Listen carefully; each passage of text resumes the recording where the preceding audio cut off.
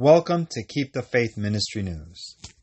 Moses matters for Christians, and yet he spoke in a context that's very different from our own. The old covenant is not the covenant we're under.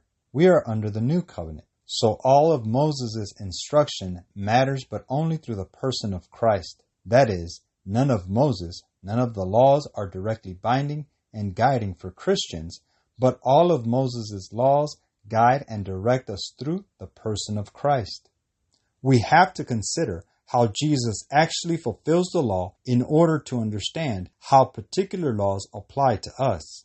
Sometimes Jesus' fulfilling of Moses' law means that he maintains that law in much the same form that it looked like before. Don't commit adultery stays don't commit adultery. It's a maintaining of the law through Jesus' fulfillment, but other laws get transformed. Keep the Sabbath. Jesus ultimately comes fulfilling the Sabbath. 6 days plus 1, 6 days plus 1, that's how Israel lived.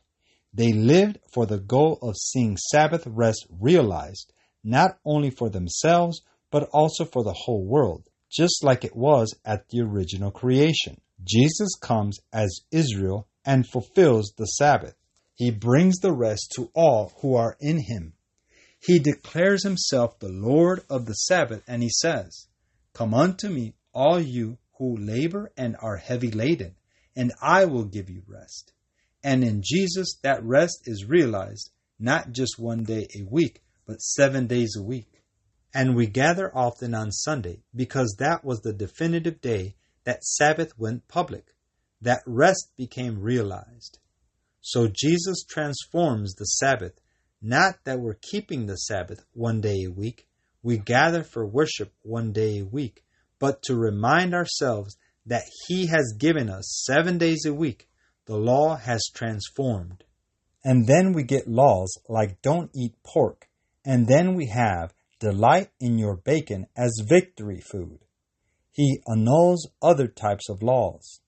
So Jesus maintains, he transforms, and he annuls. And so we need to consider at every stage and with every single law when we're asking, how does Moses matter for us? We ask it in light of what the New Testament clarifies about Jesus' person and work. And then we take the essence of what the law was pointed to and we apply it in a new redemptive context this side of Jesus.